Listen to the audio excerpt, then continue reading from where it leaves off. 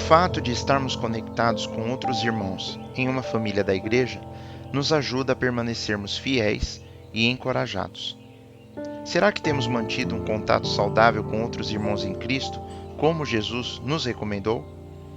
Como poderíamos ajudar alcançando outras pessoas que não conseguem ir à igreja?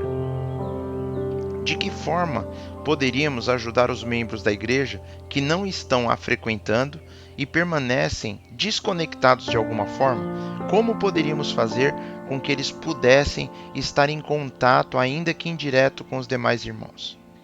A Bíblia nos diz, no livro de Hebreus, capítulo 10, versículo 25: não deixando a nossa congregação, como é costume de alguns, antes admoestando-nos uns aos outros, e tanto mais quanto vedes que se vai aproximando aquele dia.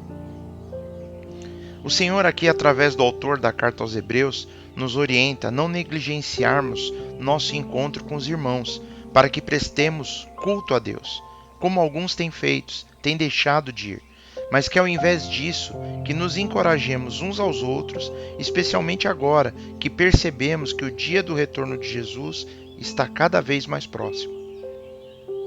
Hoje em dia, as coisas estão indo de tal forma que nem precisamos mais ir à igreja para assistir um culto. Nós poderíamos até ficar em casa e assistir online. Nós podemos ficar de pijama e ainda fazer um café da manhã mais tarde. Mas a palavra de Deus nos deixa bem claro. Ela nos diz para não nos descuidarmos dos nossos deveres com os irmãos e nem as suas reuniões, como muitos têm feito. Mas animemo-nos e nos admoestemos uns aos outros, especialmente agora que o dia da volta de Jesus está mais próximo. E é por isso que nós precisamos da família da igreja. É por isso que precisamos nos reunir como grupos de crentes que podem viver a vida juntos, enquanto nós juntos seguimos a Jesus, de maneira única. Sem a família da igreja, ficaremos à deriva quando passarmos por momentos onde temos dificuldade de crermos em Cristo. Podemos olhar para trás em nossas vidas e notarmos momento em que, se tivéssemos perdido um culto específico, nossa vida teria tomado um rumo radicalmente diferente. Podemos até pensar: e se eu tivesse faltado aquele culto? E se eu tivesse decidido dormir mais naquele dia ou ido a outro lugar?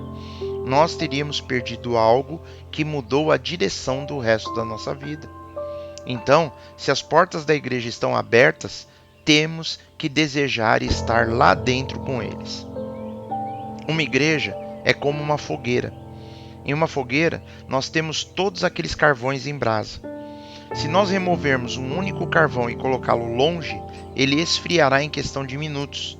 O fogo se apaga, o crepitar se deixa de ouvir, o calor acaba e o carvão escurece. Mas se pegarmos um carvão que já se apagou e já está até frio e o colocar de volta no fogo, ele ficará quente novamente. Ele pegará fogo, começará a estalar, ficará iluminado e não só ficará aquecido, como ainda gerará calor para as outras brasas também. Esse é o poder do companheirismo. Agora, sei que há momentos em que não podemos ir à igreja e temos que ser muito gratos por ainda haver maneiras de nos conectarmos, como assistir um culto na internet ou ouvir um podcast. Às vezes podemos estar doentes demais para irmos à igreja, ou talvez nesse momento estejamos morando a centenas de quilômetros da igreja mais próxima, por conta de motivos que vão além do nosso controle.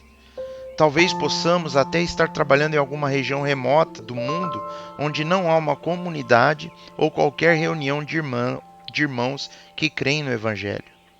Em casos como esses, ainda é importante ficarmos conectados da melhor maneira possível com outros crentes, que podem nos ajudar a permanecermos encorajados e fiéis a Deus. E é muito importante que as pessoas dentro de nossas comunidades cristãs se esforcem para alcançar pessoas que enfrentam desafios para ir à igreja toda semana. Jesus nos disse em Mateus capítulo 18, versículo 20: porque onde estiverem 2 ou 3 reunidos em meu nome, aí estou eu no meio deles. vamos continuar a orarmos e apoiarmos uns aos outros. E como diz no livro de Hebreus, capítulo 10, versículo 24, podemos ler que: e consideremo-nos uns aos outros, para nos estimularmos ao amor e às boas obras.